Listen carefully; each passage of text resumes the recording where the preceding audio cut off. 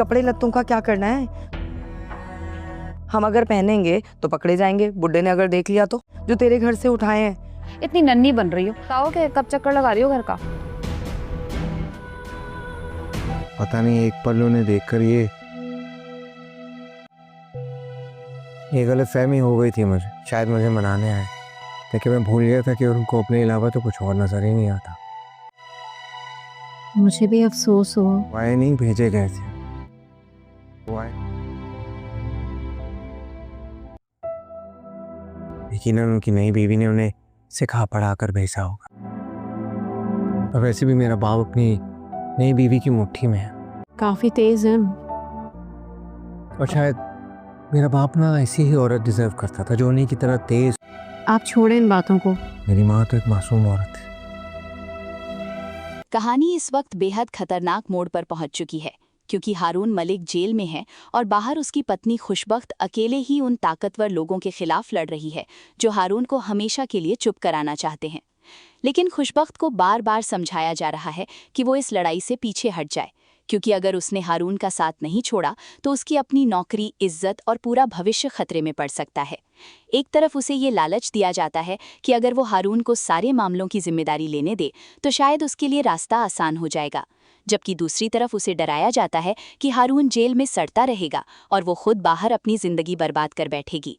यहाँ तक कि उसे ये भी समझाने की कोशिश की जाती है कि दुनिया हारून को एक विवादित पत्रकार की तरह देखेगी और उसकी पत्नी होने की वजह से बदनामी का बोझ उसे भी उठाना पड़ेगा।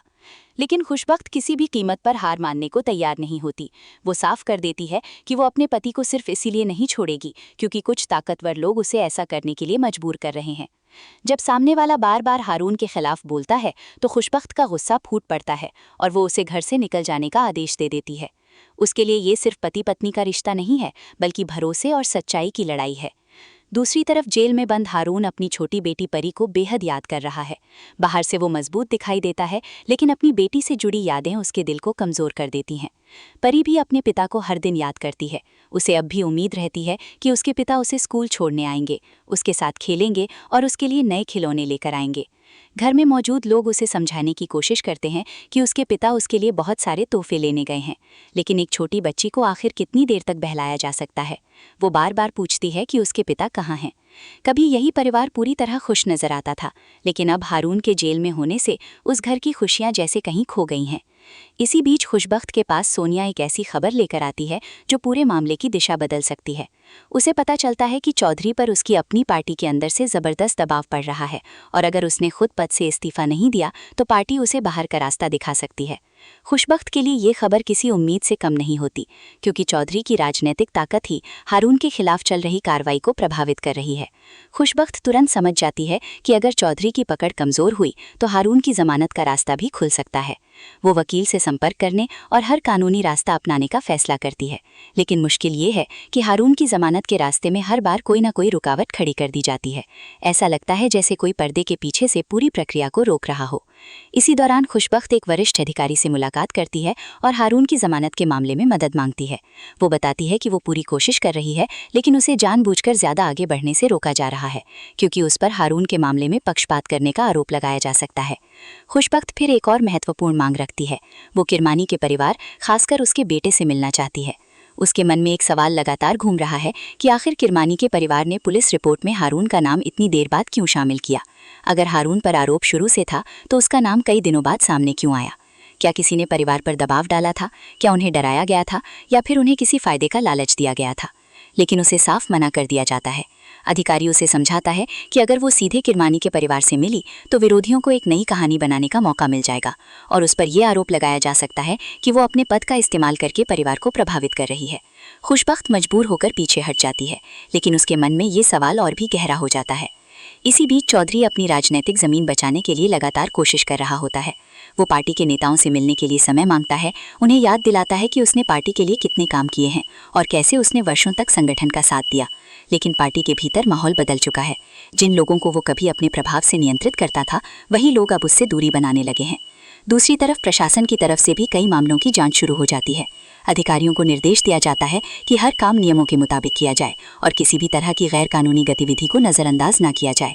चौधरी को ये देखकर समझ आने लगता है कि उसके चारों तरफ से घेरा धीरे धीरे छोटा होता जा रहा है। लेकिन कहानी में सबसे बड़ी ताकत तब दिखाई देती है जब हारून का कार्यक्रम प्रसारित होता है। जेल में होने के बावजूद हारून की आवाज़ लोगों तक पहुंचती है और उसके विचार तेजी से फैलने लगते हैं। जनता के बीच उसके मामले को लेकर चर्चा बढ़ जाती है और लोग सवाल करने लगते हैं कि आखिर एक पत्रकार को किस आधार पर इतने गंभीर आरोपों में बंद किया गया है। खुशबख्त को भी इस प्रसारण का असर महसूस होता है। सोनिया उसे बताती है कि अब लोग पूरी कहानी जानने लगे हैं और सार्वजनिक दबाव लगातार बढ़ रहा है। हारून की आवाज़ को रोकने की कोशिश की गई थी, लेकिन उसकी बात अब पहले से कहीं ज़्यादा लोगों तक पहुंच रही है। खुशबख्त के लिए ये उम्मीद की सबसे बड़ी वजह बन जाती है। वो सोनिया से हारून की हालत पूछती है और जानना चाहती है कि क्या वो ठीक है। सोनिया उसे बताती है कि हारून अभी भी मजबूत है और वो हालात के सामने झुकने वाला इंसान नहीं है। लेकिन खुशबख्त को अभी भी चिंता रहती है कि जेल में हारून को देखकर उसका खुद का हौसला टूट सकता है। इसी वजह से हारून भी खुशबख्त से मिलने से बचता है। वो जानता है कि उसकी पत्नी बाहर अकेले लड़ रही है और वो नहीं चाहता कि उसे सलाखों के पीछे लेकर उसकी ताकत कमजोर पड़े। लेकिन इसी बीच कहानी अचानक एक बेहद तनावपूर्ण मोड़ लेती है। खुशबख्त की छोटी बेटी परी घर के बगीचे में खेल रही होती है, लेकिन कुछ देर बाद जब उसे बुलाया जाता है तो वो वहाँ नहीं मिलती। पहले सबको लगता है कि वो घर के किसी हिस्से में होगी, लेकिन तलाश करने पर पता चलता है कि बच्ची कहीं नजर नहीं आ रही। गार्ड भी अपनी जगह पर मौजूद नहीं है। खुशबख्त के होश उड़ जाते हैं। जिस परिवार पर पहले ही लगातार दबाव डाला जा रहा था, अब उसकी सबसे मासूम सदस्य भी गायब हो चुकी थी। खुशबख्त तुरंत परी को ढूंढने निकलती है और परिवार के लोग भी अलग अलग जगह उसकी तलाश शुरू कर देते हैं। दूसरी तरफ परी एक ऐसे व्यक्ति के साथ दिखाई देती है जो उसे सड़क के पास से अपने साथ ले गया था। वो बच्ची को नुकसान नहीं पहुंचाता, बल्कि उसे खाना और दूध दिलाता है और फिर उसके साथ सामान्य तरीके से बात करता है। लेकिन इस पूरे व्यवहार के पीछे एक खतरनाक संदेश छिपा होता है। वो व्यक्ति जानता है कि परी कौन है और उसका पिता कौन है। वो जानता है कि हारून और खुशबख्त के लिए ये बच्ची सबसे संवेदनशील मुद्दा है। कुछ समय बाद जब परी वापस घर आती है तो खुशबख्त उसे सीने से लगा लेती है। उसके लिए ये राहत का पल होता है, लेकिन ये खुशी ज़्यादा देर नहीं टिकती, क्योंकि परी को वापस लाने वाला वही व्यक्ति उसके सामने आ खड़ा होता है। वो खुद को हारून का पुराना परिचित बताता है और याद दिलाता है कि अतीत में हारून से उसका टकराव हो चुका है। खुशबख्त तुरंत समझ जाती है कि बच्ची को उसके पास ले जाना कोई सामान्य घटना नहीं थी। वो उस व्यक्ति को चेतावनी देती है कि उसकी बेटी से दोबारा दूर रहे, लेकिन सामने वाला बिल्कुल शांत रहता है। वो उल्टा खुशबख्त को बताता है कि उसने सिर्फ थोड़ी देर के लिए बच्ची को अपने पास रखा और फिर सुरक्षित वापस कर दिया, इसलिए उसे इसे लेकर इतना परेशान होने की ज़रूरत नहीं। लेकिन खुशबख्त उसकी बातों के पीछे छिपी धमकी समझ चुकी होती है। वो उसे याद दिलाती है कि उसने एक बहुत बड़ी गलती की है और अब उसे इसका जवाब मिलेगा। मगर सामने वाला भी पीछे हटने के बजाय कहता है कि असली जवाब अब दिया जाएगा। खुशबख्त उसे बताती है कि 2 दिन पहले जो कुछ हुआ वो उसने एक अधिकारी के रूप में अपने कर्तव्य के तहत किया था, लेकिन अब अगर किसी ने उसके परिवार को निशाना बनाया तो वो एक माँ की तरह जवाब देगी। यही बात सुनकर सामने वाला अचानक अपना असली चेहरा दिखाता है। वो बताता है कि आज हालात उसके नियंत्रण में हैं और इस घर में मौजूद हर व्यक्ति उसकी नज़र में है। खुशबख्त को ये सुनकर झटका लगता है। वो गार्ड को बुलाने की कोशिश करती है, लेकिन सामने वाला हंसते हुए कहता है कि अब गार्ड भी उसकी इजाज़त के बिना कुछ नहीं कर सकता। वो साफ कहता है कि इस वक्त पूरा घर उसके नियंत्रण में है और कोई भी व्यक्ति उसकी अनुमति के बिना फ़ोन तक नहीं कर सकता। अब खुशबख्त समझ जाती है कि ये सिर्फ डराने के लिए की गई मुलाकात नहीं थी, ये एक सोची समझी साजिश थी जिसका मकसद उसे पूरी तरह दबाव में लाना था। वो व्यक्ति खुशबख्त से कहता है कि उसने और हारून ने उसकी राजनीतिक जिंदगी बर्बाद कर दी है। उनके कारण उसका प्रभाव खत्म हो रहा है, पार्टी उससे दूरी बना रही है और अब वो अपनी खोई हुई ताकत वापस पाने के लिए आखिरी चाल चलने आया है। खुशबख्त उससे पूछती है कि आखिर वो चाहता क्या है। तब वो एक ऐसा प्रस्ताव रखता है जो पूरी कहानी का रुख बदल देता है। वो कहता है कि अगले दिन ऊपर के अधिकारियों की तरफ से एक रिपोर्ट जारी होगी जिसमें खुशबख्त पर अपने पद का गलत इस्तेमाल करने और राजनीतिक विरोधियों के इशारे पर जांच शुरू करने का आरोप लगाया जाएगा। अगर खुशबख्त चाहती है कि वो रिपोर्ट उसके खिलाफ इस्तेमाल ना हो तो उसे सार्वजनिक रूप से माफ़ी मांगनी होगी और उस रिपोर्ट पर अपनी सहमति देनी होगी। उससे भी आगे बढ़कर वो कहता है कि बेहतर होगा कि खुशबख्त अपना पद ही छोड़ दे। यानी एक तरफ हारून जेल में है और दूसरी तरफ अब खुशबख्त की नौकरी और प्रतिष्ठा को खत्म करने की तैयारी हो चुकी है। खुशबख्त समझ जाती है कि असली मकसद सिर्फ उसे हटाना नहीं है। अगर वो झुक गई तो हारून के खिलाफ चल रही पूरी कहानी मजबूत हो जाएगी और चौधरी के खिलाफ जमा हो रहा दबाव भी खत्म हो सकता है। वो उस व्यक्ति से पूछती है कि वो अपने अपराधों से बचकर निकलना चाहता है और उसकी बेगुनाही की कीमत उससे चुकाना चाहता है। मगर इस बार खुशबख्त बिल्कुल नहीं डरती। वो कहती है कि हारून कभी नहीं चाहेगा कि उसकी पत्नी किसी के डर से अपना सिर झुका दे। उसके लिए अपने पति की जिंदगी महत्वपूर्ण है, लेकिन अपने आत्मसम्मान और सच्चाई को बेचकर हारून को बचाना उसे मंजूर नहीं। तभी सामने वाला खुशबख्त खुशबख्त की सबसे बड़ी कमजोरी का नाम लेता है, उसकी बेटी परी। वो उसे याद दिलाती है कि वो सिर्फ एक अधिकारी नहीं बल्कि एक माँ भी है और उसे अपने फैसले से पहले अपनी बेटी के बारे में सोचना चाहिए। ये सुनते ही खुशबख्त का गुस्सा भड़क उठता है। वो उसे सख्त चेतावनी देती है कि उसकी बेटी का नाम लेकर उसे डराने की कोशिश बिल्कुल ना करे। वो साफ कर देती है कि परी को इस लड़ाई में घसीटने की कोशिश की गई तो वो चुप नहीं बैठेगी। लेकिन सामने वाला जाते जाते एक आखिरी संदेश देता है। कहानी इस वक्त बेहद खतरनाक मोड़ पर पहुंच चुकी है, क्योंकि हारून मलिक जेल में है और बाहर उसकी पत्नी खुशबख्त अकेले ही उन ताकतवर लोगों के खिलाफ लड़ रही है जो हारून को हमेशा के लिए चुप कराना चाहते हैं। लेकिन खुशबख्त को बार बार समझाया जा रहा है कि वो इस लड़ाई से पीछे हट जाए, क्योंकि अगर उसने हारून का साथ नहीं छोड़ा तो उसकी अपनी नौकरी, इज्जत और पूरा भविष्य खतरे में पड़ सकता है। एक तरफ उसे ये लालच दिया जाता है कि अगर वो हारून को सारे मामलों की जिम्मेदारी लेने दे तो शायद उसके लिए रास्ता आसान हो जाएगा, जबकि दूसरी तरफ उसे डराया जाता है कि हारून जेल में सड़ता रहेगा और वो खुद बाहर अपनी जिंदगी बर्बाद कर बैठेगी। यहाँ तक कि उसे ये भी समझाने की कोशिश की जाती है कि दुनिया हारून को एक विवादित पत्रकार की तरह देखेगी और उसकी पत्नी होने की वजह से बदनामी का बोझ उसे भी उठाना पड़ेगा।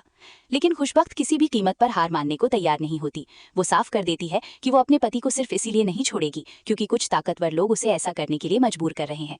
जब सामने वाला बार बार हारून के खिलाफ बोलता है तो खुशबख्त का गुस्सा फूट पड़ता है और वो उसे घर से निकल जाने का आदेश दे देती है। उसके लिए ये सिर्फ पति पत्नी का रिश्ता नहीं है बल्कि भरोसे और सच्चाई की लड़ाई है। दूसरी तरफ जेल में बंद हारून अपनी छोटी बेटी परी को बेहद याद कर रहा है। बाहर से वो मजबूत दिखाई देता है, लेकिन अपनी बेटी से जुड़ी यादें उसके दिल को कमजोर कर देती हैं। परी भी अपने पिता को हर दिन याद करती है। उसे अब भी उम्मीद रहती है कि उसके पिता उसे स्कूल छोड़ने आएंगे, उसके साथ खेलेंगे और उसके लिए नए खिलौने लेकर आएंगे। घर में मौजूद लोग उसे समझाने की कोशिश करते हैं कि उसके पिता उसके लिए बहुत सारे तोहफे लेने गए हैं, लेकिन एक छोटी बच्ची को आखिर कितनी देर तक बहलाया जा सकता है। वो बार बार पूछती है कि उसके पिता कहाँ हैं। कभी यही परिवार पूरी तरह खुश नजर आता था, लेकिन अब हारून के जेल में होने से उस घर की खुशियां जैसे कहीं खो गई हैं। इसी बीच खुशबख्त के पास सोनिया एक ऐसी खबर लेकर आती है जो पूरे मामले की दिशा बदल सकती है। उसे पता चलता है कि चौधरी पर उसकी अपनी पार्टी के अंदर से जबरदस्त दबाव पड़ रहा है और अगर उसने खुद पद से इस्तीफा नहीं दिया तो पार्टी उसे बाहर का रास्ता दिखा सकती है। खुशबख्त के लिए ये खबर किसी उम्मीद से कम नहीं होती, क्योंकि चौधरी की राजनीतिक ताकत ही हारून के खिलाफ चल रही कार्रवाई को प्रभावित कर रही है। खुशबख्त तुरंत समझ जाती है कि अगर चौधरी की पकड़ कमजोर हुई तो हारून की जमानत का रास्ता भी खुल सकता है। वो वकील से संपर्क करने और हर कानूनी रास्ता अपनाने का फैसला करती है, लेकिन मुश्किल ये है कि हारून की जमानत के रास्ते में हर बार कोई ना कोई रुकावट खड़ी कर दी जाती है। ऐसा लगता है जैसे कोई पर्दे के पीछे से पूरी प्रक्रिया को रोक रहा हो। इसी दौरान खुशबख्त एक वरिष्ठ अधिकारी से मुलाकात करती है और हारून की जमानत के मामले में मदद मांगती है। वो बताती है कि वो पूरी कोशिश कर रही है, लेकिन उसे जानबूझकर ज्यादा आगे बढ़ने से रोका जा रहा है, क्योंकि उस पर हारून के मामले में पक्षपात करने का आरोप लगाया जा सकता है। खुशबख्त फिर एक और महत्वपूर्ण मांग रखती है। वो किरमानी के परिवार, खासकर उसके बेटे से मिलना चाहती है। उसके मन में एक सवाल लगातार घूम रहा है कि आखिर किरमानी के परिवार ने पुलिस रिपोर्ट में हारून का नाम इतनी देर बाद क्यों शामिल किया। अगर हारून पर आरोप शुरू से था तो उसका नाम कई दिनों बाद सामने क्यों आया। क्या किसी ने परिवार पर दबाव डाला था, क्या उन्हें डराया गया था, या फिर उन्हें किसी फायदे का लालच दिया गया था। लेकिन उसे साफ मना कर दिया जाता है।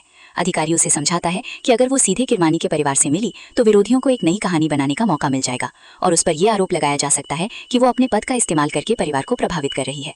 खुशबख्त मजबूर होकर पीछे हट जाती है, लेकिन उसके मन में ये सवाल और भी गहरा हो जाता है। इसी बीच चौधरी अपनी राजनीतिक जमीन बचाने के लिए लगातार कोशिश कर रहा होता है। वो पार्टी के नेताओं से मिलने के लिए समय मांगता है, उन्हें याद दिलाता है कि उसने पार्टी के लिए कितने काम किए हैं और कैसे उसने वर्षों तक संगठन का साथ दिया। लेकिन पार्टी के भीतर माहौल बदल चुका है। जिन लोगों को वो कभी अपने प्रभाव से नियंत्रित करता था, वही लोग अब उससे दूरी बनाने लगे हैं। दूसरी तरफ प्रशासन की तरफ से भी कई मामलों की जांच शुरू हो जाती है। अधिकारियों को निर्देश दिया जाता है कि हर काम नियमों के मुताबिक किया जाए और किसी भी तरह की गैर कानूनी गतिविधि को नजरअंदाज न किया जाए। चौधरी को ये देखकर समझ आने लगता है कि उसके चारों तरफ से घेरा धीरे धीरे छोटा होता जा रहा है। लेकिन कहानी में सबसे बड़ी ताकत तब दिखाई देती है जब हारून का कार्यक्रम प्रसारित होता है।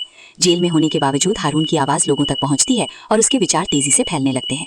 जनता के बीच उसके मामले को लेकर चर्चा बढ़ जाती है और लोग सवाल करने लगते हैं कि आखिर एक पत्रकार को किस आधार पर इतने गंभीर आरोपों में बंद किया गया है। खुशबख्त को भी इस प्रसारण का असर महसूस होता है।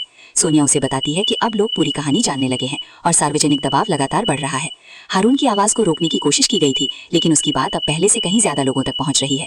खुशबख्त के लिए ये उम्मीद की सबसे बड़ी वजह बन जाती है। वो सोनिया से हारून की हालत पूछती है और जानना चाहती है कि क्या वो ठीक है। सोनिया उसे बताती है कि हारून अभी भी मजबूत है और वो हालात के सामने झुकने वाला इंसान नहीं है। लेकिन खुशबख्त को अभी भी चिंता रहती है कि जेल में हारून को देखकर उसका खुद का हौसला टूट सकता है। इसी वजह से हारून भी खुशबख्त से मिलने से बचता है। वो जानता है कि उसकी पत्नी बाहर अकेले लड़ रही है और वो नहीं चाहता कि उसे सलाखों के पीछे देखकर उसकी ताकत कमजोर पड़े। लेकिन इसी बीच कहानी अचानक एक बेहद तनावपूर्ण मोड़ लेती है।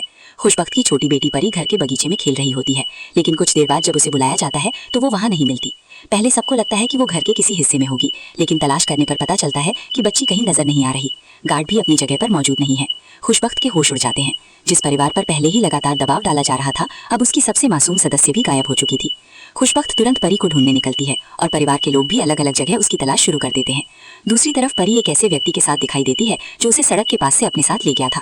वो बच्ची को नुकसान नहीं पहुंचाता, बल्कि उसे खाना और दूध दिलाता है और फिर उसके साथ सामान्य तरीके से बात करता है। लेकिन इस पूरे व्यवहार के पीछे एक खतरनाक संदेश छिपा होता है। वो व्यक्ति जानता है कि परी कौन है और उसका पिता कौन है। वो जानता है कि हारून और खुशबख्त के लिए ये बच्ची सबसे संवेदनशील मुद्दा है। कुछ समय बाद जब परी वापस घर आती है तो खुशबख्त उसे सीने से लगा लेती है। उसके लिए ये राहत का पल होता है, लेकिन ये खुशी ज्यादा देर नहीं टिकती, क्योंकि परी को वापस लाने वाला वही व्यक्ति उसके सामने आ खड़ा होता है। वो खुद को हारून का पुराना परिचित बताता है और याद दिलाता है कि अतीत में हारून से उसका टकराव हो चुका है। खुशबख्त तुरंत समझ जाती है कि बच्ची को उसके पास ले जाना कोई सामान्य घटना नहीं थी। वो उस व्यक्ति को चेतावनी देती है कि उसकी बेटी से दोबारा दूर रहे, लेकिन सामने वाला बिल्कुल शांत रहता है। वो उल्टा खुशबख्त को बताता है कि उसने सिर्फ थोड़ी देर के लिए बच्ची को अपने पास रखा और फिर सुरक्षित वापस कर दिया, इसलिए उसे इसे लेकर इतना परेशान होने की जरूरत नहीं। लेकिन खुशबख्त उसकी बातों के पीछे छिपी धमकी समझ चुकी होती है। वो उसे याद दिलाती है कि उसने एक बहुत बड़ी गलती की है और अब उसे इसका जवाब मिलेगा। मगर सामने वाला भी पीछे हटने के बजाय कहता है कि असली जवाब अब दिया जाएगा। खुशबख्त उसे बताती है कि 2 दिन पहले जो कुछ हुआ वो उसने एक अधिकारी के रूप में अपने कर्तव्य के तहत किया था, लेकिन अब अगर किसी ने उसके परिवार को निशाना बनाया तो वो एक माँ की तरह जवाब देगी। यही बात सुनकर सामने वाला अचानक अपना असली चेहरा दिखाता है। वो बताता है कि आज हालात उसके नियंत्रण में है और इस घर में मौजूद हर व्यक्ति उसकी नजर में है। खुशबख्त को ये सुनकर झटका लगता है। वो गार्ड को बुलाने की कोशिश करती है, लेकिन सामने वाला हंसते हुए कहता है कि अब गार्ड भी उसकी इजाजत के बिना कुछ नहीं कर सकता। वो साफ कहता है कि इस वक्त पूरा घर उसके नियंत्रण में है और कोई भी व्यक्ति उसकी अनुमति के बिना फोन तक नहीं कर सकता।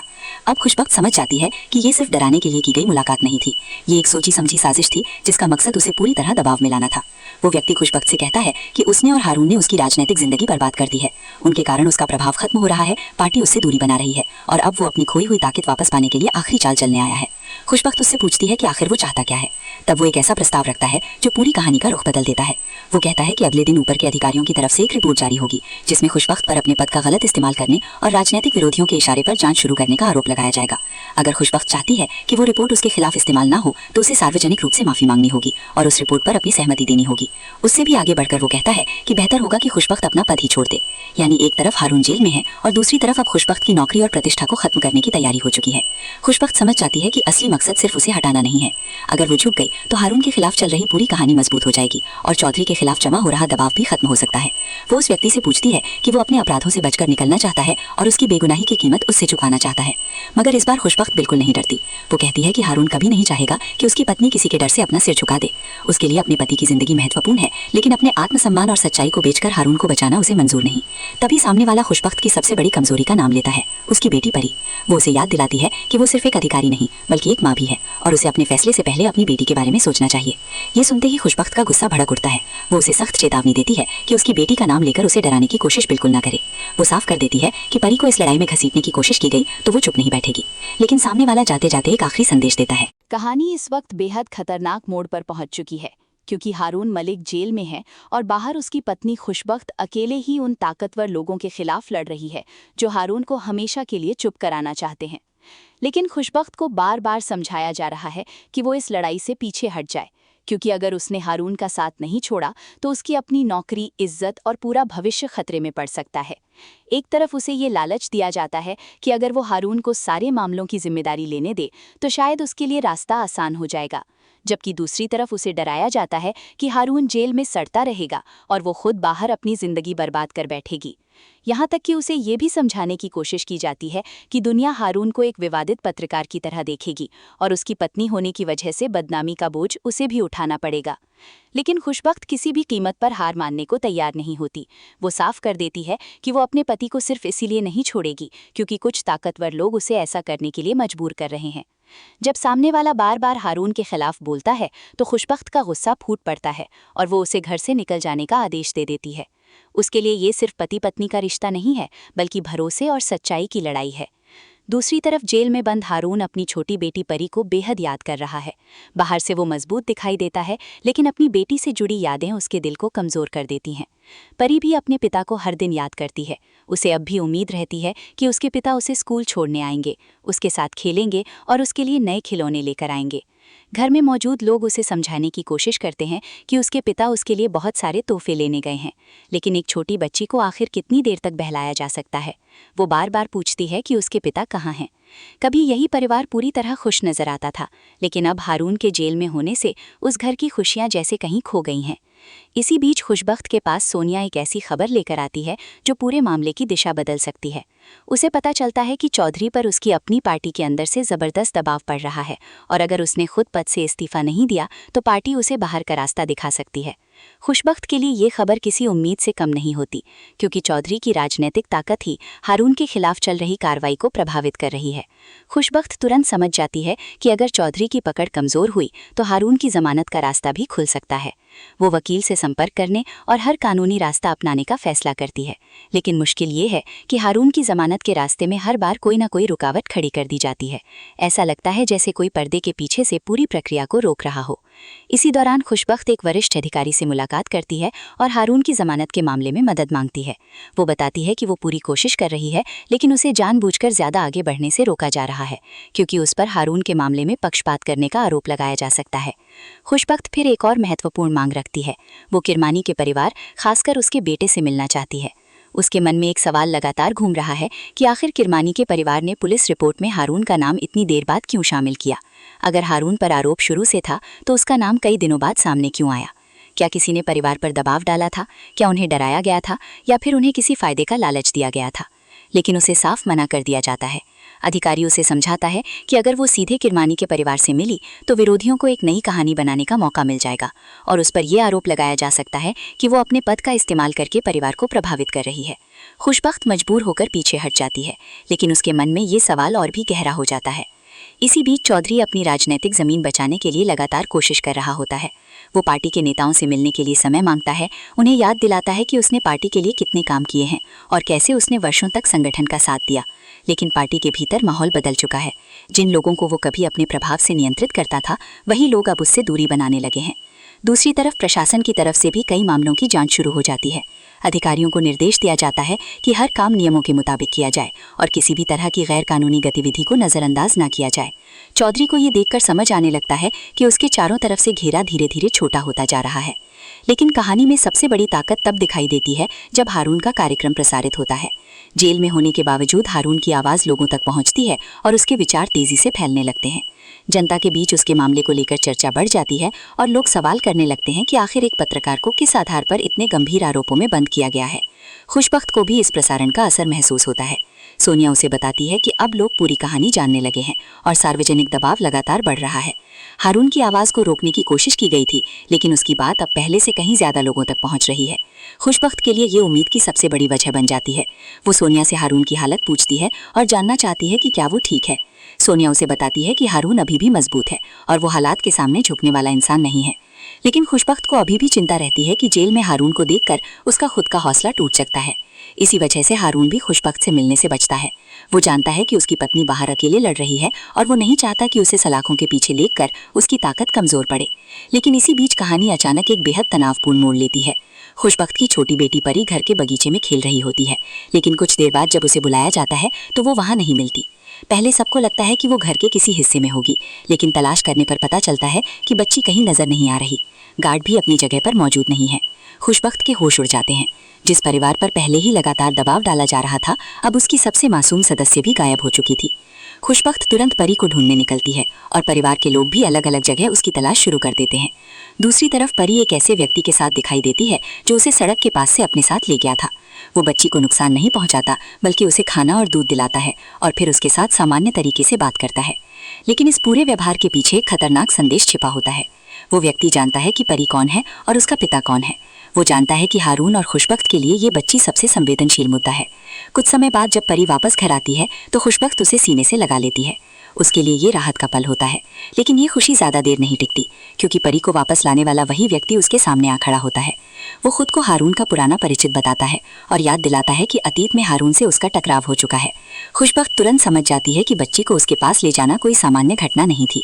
वो उस व्यक्ति को चेतावनी देती है कि उसकी बेटी से दोबारा दूर रहे, लेकिन सामने वाला बिल्कुल शांत रहता है। वो उल्टा खुशबख्त को बताता है कि उसने सिर्फ थोड़ी देर के लिए बच्ची को अपने पास रखा और फिर सुरक्षित वापस कर दिया, इसलिए उसे इसे लेकर इतना परेशान होने की ज़रूरत नहीं। लेकिन खुशबख्त उसकी बातों के पीछे छिपी धमकी समझ चुकी होती है। वो उसे याद दिलाती है कि उसने एक बहुत बड़ी गलती की है और अब उसे इसका जवाब मिलेगा। मगर सामने वाला भी पीछे हटने के बजाय कहता है कि असली जवाब अब दिया जाएगा। खुशबख्त उसे बताती है कि 2 दिन पहले जो कुछ हुआ वो उसने एक अधिकारी के रूप में अपने कर्तव्य के तहत किया था, लेकिन अब अगर किसी ने उसके परिवार को निशाना बनाया तो वो एक माँ की तरह जवाब देगी। यही बात सुनकर सामने वाला अचानक अपना असली चेहरा दिखाता है। वो बताता है कि आज हालात उसके नियंत्रण में है और इस घर में मौजूद हर व्यक्ति उसकी नज़र में है। खुशबख्त को ये सुनकर झटका लगता है। वो गार्ड को बुलाने की कोशिश करती है, लेकिन सामने वाला हंसते हुए कहता है कि अब गार्ड भी उसकी इजाज़त के बिना कुछ नहीं कर सकता। वो साफ कहता है कि इस वक्त पूरा घर उसके नियंत्रण में है और कोई भी व्यक्ति उसकी अनुमति के बिना फ़ोन तक नहीं कर सकता। अब खुशबख्त समझ जाती है कि ये सिर्फ डराने के लिए की गई मुलाकात नहीं थी, ये एक सोची समझी साजिश थी जिसका मकसद उसे पूरी तरह दबाव में लाना था। वो व्यक्ति खुशबख्त से कहता है कि उसने और हारून ने उसकी राजनीतिक जिंदगी बर्बाद कर दी है। उनके कारण उसका प्रभाव खत्म हो रहा है, पार्टी उससे दूरी बना रही है और अब वो अपनी खोई हुई ताकत वापस पाने के लिए आखिरी चाल चलने आया है। खुशबख्त उससे पूछती है कि आखिर वो चाहता क्या है। तब वो एक ऐसा प्रस्ताव रखता है जो पूरी कहानी का रुख बदल देता है। वो कहता है कि अगले दिन ऊपर के अधिकारियों की तरफ से एक रिपोर्ट जारी होगी जिसमें खुशबख्त पर अपने पद का गलत इस्तेमाल करने और राजनीतिक विरोधियों के इशारे पर जांच शुरू करने का आरोप लगाया जाएगा। अगर खुशबख्त चाहती है कि वो रिपोर्ट उसके खिलाफ इस्तेमाल ना हो तो उसे सार्वजनिक रूप से माफ़ी मांगनी होगी और उस रिपोर्ट पर अपनी सहमति देनी होगी। उससे भी आगे बढ़कर वो कहता है कि बेहतर होगा कि खुशबख्त अपना पद ही छोड़ दे। यानी एक तरफ हारून जेल में है और दूसरी तरफ अब खुशबख्त की नौकरी और प्रतिष्ठा को खत्म करने की तैयारी हो चुकी है। खुशबख्त समझ जाती है कि असली मकसद सिर्फ उसे हटाना नहीं है। अगर वो झुक गई तो हारून के खिलाफ चल रही पूरी कहानी मजबूत हो जाएगी और चौधरी के खिलाफ जमा हो रहा दबाव भी खत्म हो सकता है। वो उस व्यक्ति से पूछती है कि वो अपने अपराधों से बचकर निकलना चाहता है और उसकी बेगुनाही की कीमत उससे चुकाना चाहता है। मगर इस बार खुशबख्त बिल्कुल नहीं डरती। वो कहती है कि हारून कभी नहीं चाहेगा कि उसकी पत्नी किसी के डर से अपना सिर झुका दे। उसके लिए अपने पति की जिंदगी महत्वपूर्ण है, लेकिन अपने आत्मसम्मान और सच्चाई को बेचकर हारून को बचाना उसे मंजूर नहीं। तभी सामने वाला खुशबख्त की सबसे बड़ी कमजोरी का नाम लेता है, उसकी बेटी परी। वो उसे याद दिलाती है कि वो सिर्फ एक अधिकारी नहीं बल्कि एक माँ भी है और उसे अपने फैसले से पहले अपनी बेटी के बारे में सोचना चाहिए। ये सुनते ही खुशबख्त का गुस्सा भड़क उठता है। वो उसे सख्त चेतावनी देती है कि उसकी बेटी का नाम लेकर उसे डराने की कोशिश बिल्कुल ना करे। वो साफ कर देती है कि परी को इस लड़ाई में घसीटने की कोशिश की गई तो वो चुप नहीं बैठेगी। लेकिन सामने वाला जाते जाते एक आखिरी संदेश देता है। कहानी इस वक्त बेहद खतरनाक मोड़ पर पहुंच चुकी है, क्योंकि हारून मलिक जेल में है और बाहर उसकी पत्नी खुशबख्त अकेले ही उन ताकतवर लोगों के खिलाफ लड़ रही है जो हारून को हमेशा के लिए चुप कराना चाहते हैं। लेकिन खुशबख्त को बार बार समझाया जा रहा है कि वो इस लड़ाई से पीछे हट जाए, क्योंकि अगर उसने हारून का साथ नहीं छोड़ा तो उसकी अपनी नौकरी, इज्जत और पूरा भविष्य खतरे में पड़ सकता है। एक तरफ उसे ये लालच दिया जाता है कि अगर वो हारून को सारे मामलों की जिम्मेदारी लेने दे तो शायद उसके लिए रास्ता आसान हो जाएगा, जबकि दूसरी तरफ उसे डराया जाता है कि हारून जेल में सड़ता रहेगा और वो खुद बाहर अपनी जिंदगी बर्बाद कर बैठेगी।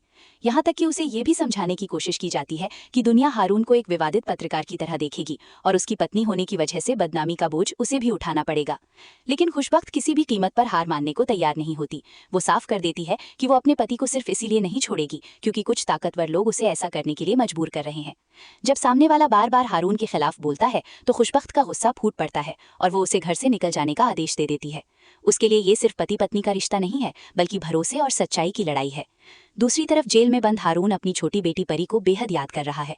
बाहर से वो मजबूत दिखाई देता है, लेकिन अपनी बेटी से जुड़ी यादें उसके दिल को कमजोर कर देती हैं। परी भी अपने पिता को हर दिन याद करती है। उसे अब भी उम्मीद रहती है कि उसके पिता उसे स्कूल छोड़ने आएंगे, उसके साथ खेलेंगे और उसके लिए नए खिलौने लेकर आएंगे। घर में मौजूद लोग उसे समझाने की कोशिश करते हैं कि उसके पिता उसके लिए बहुत सारे तोहफे लेने गए हैं, लेकिन एक छोटी बच्ची को आखिर कितनी देर तक बहलाया जा सकता है। वो बार बार पूछती है कि उसके पिता कहाँ हैं। कभी यही परिवार पूरी तरह खुश नजर आता था, लेकिन अब हारून के जेल में होने से उस घर की खुशियां जैसे कहीं खो गई हैं। इसी बीच खुशबख्त के पास सोनिया एक ऐसी खबर लेकर आती है जो पूरे मामले की दिशा बदल सकती है। उसे पता चलता है कि चौधरी पर उसकी अपनी पार्टी के अंदर से जबरदस्त दबाव पड़ रहा है और अगर उसने खुद पद से इस्तीफा नहीं दिया तो पार्टी उसे बाहर का रास्ता दिखा सकती है। खुशबख्त खुशबख्त के लिए ये खबर किसी उम्मीद से कम नहीं होती, क्योंकि चौधरी की राजनीतिक ताकत ही हारून के खिलाफ चल रही कार्रवाई को प्रभावित कर रही है। खुशबख्त तुरंत समझ जाती है कि अगर चौधरी की पकड़ कमजोर हुई तो हारून की जमानत का रास्ता भी खुल सकता है। वो वकील से संपर्क करने और हर कानूनी रास्ता अपनाने का फैसला करती है, लेकिन मुश्किल ये है कि हारून की जमानत के रास्ते में हर बार कोई ना कोई रुकावट खड़ी कर दी जाती है। ऐसा लगता है जैसे कोई पर्दे के पीछे से पूरी प्रक्रिया को रोक रहा हो। इसी दौरान खुशबख्त एक वरिष्ठ अधिकारी से मुलाकात करती है और हारून की जमानत के मामले में मदद मांगती है। वो बताती है कि वो पूरी कोशिश कर रही है, लेकिन उसे जानबूझकर ज्यादा आगे बढ़ने से रोका जा रहा है, क्योंकि उस पर हारून के मामले में पक्षपात करने का आरोप लगाया जा सकता है। खुशबख्त फिर एक और महत्वपूर्ण मांग रखती है। वो किरमानी के परिवार, खासकर उसके बेटे से मिलना चाहती है। उसके मन में एक सवाल लगातार घूम रहा है कि आखिर किरमानी के परिवार ने पुलिस रिपोर्ट में हारून का नाम इतनी देर बाद क्यों शामिल किया। अगर हारून पर आरोप शुरू से था तो उसका नाम कई दिनों बाद सामने क्यों आया? क्या किसी ने परिवार पर दबाव डाला था? क्या उन्हें डराया गया था, या फिर उन्हें किसी फायदे का लालच दिया गया था? लेकिन उसे साफ मना कर दिया जाता है। अधिकारी उसे समझाता है कि अगर वो सीधे किरमानी के परिवार से मिली तो विरोधियों को एक नई कहानी बनाने का मौका मिल जाएगा और उस पर यह आरोप लगाया जा सकता है कि वो अपने पद का इस्तेमाल करके परिवार को प्रभावित कर रही है। खुशबख्त मजबूर होकर पीछे हट जाती है, लेकिन उसके मन में ये सवाल और भी गहरा हो जाता है। इसी बीच चौधरी अपनी राजनीतिक जमीन बचाने के लिए लगातार कोशिश कर रहा होता है। वो पार्टी के नेताओं से मिलने के लिए समय मांगता है, उन्हें याद दिलाता है कि उसने पार्टी के लिए कितने काम किए हैं और कैसे उसने वर्षों तक संगठन का साथ दिया। लेकिन पार्टी के भीतर माहौल बदल चुका है। जिन लोगों को वो कभी अपने प्रभाव से नियंत्रित करता था, वही लोग अब उससे दूरी बनाने लगे हैं। दूसरी तरफ प्रशासन की तरफ से भी कई मामलों की जांच शुरू हो जाती है। अधिकारियों को निर्देश दिया जाता है कि हर काम नियमों के मुताबिक किया जाए और किसी भी तरह की गैर कानूनी गतिविधि को नजरअंदाज न किया जाए। चौधरी को ये देखकर समझ आने लगता है कि उसके चारों तरफ से घेरा धीरे धीरे छोटा होता जा रहा है। लेकिन कहानी में सबसे बड़ी ताकत तब दिखाई देती है जब हारून का कार्यक्रम प्रसारित होता है। जेल में होने के बावजूद हारून की आवाज लोगों तक पहुंचती है और उसके विचार तेजी से फैलने लगते हैं। जनता के बीच उसके मामले को लेकर चर्चा बढ़ जाती है और लोग सवाल करने लगते हैं कि आखिर एक पत्रकार को किस आधार पर इतने गंभीर आरोपों में बंद किया गया है। खुशबख्त को भी इस प्रसारण का असर महसूस होता है। सोनिया उसे बताती है कि अब लोग पूरी कहानी जानने लगे हैं और सार्वजनिक दबाव लगातार बढ़ रहा है। हारून की आवाज को रोकने की कोशिश की गई थी, लेकिन उसकी बात अब पहले से कहीं ज्यादा लोगों तक पहुंच रही है। खुशबख्त के लिए ये उम्मीद की सबसे बड़ी वजह बन जाती है। वो सोनिया से हारून की हालत पूछती है और जानना चाहती है कि क्या वो ठीक है। सोनिया उसे बताती है कि हारून अभी भी मजबूत है और वो हालात के सामने झुकने वाला इंसान नहीं है। लेकिन खुशबख्त को अभी भी चिंता रहती है कि जेल में हारून को देखकर उसका खुद का हौसला टूट सकता है। इसी वजह से हारून भी खुशबख्त से मिलने से बचता है। वो जानता है कि उसकी पत्नी बाहर अकेले लड़ रही है और वो नहीं चाहता कि उसे सलाखों के पीछे लेकर उसकी ताकत कमजोर पड़े। लेकिन इसी बीच कहानी अचानक एक बेहद तनावपूर्ण मोड़ लेती है। खुशबख्त की छोटी बेटी परी घर के बगीचे में खेल रही होती है, लेकिन कुछ देर बाद जब उसे बुलाया जाता है तो वो वहाँ नहीं मिलती। पहले सबको लगता है कि वो घर के किसी हिस्से में होगी, लेकिन तलाश करने पर पता चलता है कि बच्ची कहीं नजर नहीं आ रही। गार्ड भी अपनी जगह पर मौजूद नहीं है। खुशबख्त के होश उड़ जाते हैं। जिस परिवार पर पहले ही लगातार दबाव डाला जा रहा था, अब उसकी सबसे मासूम सदस्य भी गायब हो चुकी थी। खुशबख्त तुरंत परी को ढूंढने निकलती है और परिवार के लोग भी अलग अलग जगह उसकी तलाश शुरू कर देते हैं। दूसरी तरफ परी एक ऐसे व्यक्ति के साथ दिखाई देती है जो उसे सड़क के पास से अपने साथ ले गया था। वो बच्ची को नुकसान नहीं पहुंचाता, बल्कि उसे खाना और दूध दिलाता है और फिर उसके साथ सामान्य तरीके से बात करता है। लेकिन इस पूरे व्यवहार के पीछे एक खतरनाक संदेश छिपा होता है। वो व्यक्ति जानता है कि परी कौन है और उसका पिता कौन है। वो जानता है कि हारून और खुशबख्त के लिए ये बच्ची सबसे संवेदनशील मुद्दा है। कुछ समय बाद जब परी वापस घर आती है तो खुशबख्त उसे सीने से लगा लेती है। उसके लिए ये राहत का पल होता है, लेकिन ये खुशी ज्यादा देर नहीं टिकती, क्योंकि परी को वापस लाने वाला वही व्यक्ति उसके सामने आ खड़ा होता है। वो खुद को हारून का पुराना परिचित बताता है और याद दिलाता है कि अतीत में हारून से उसका टकराव हो चुका है।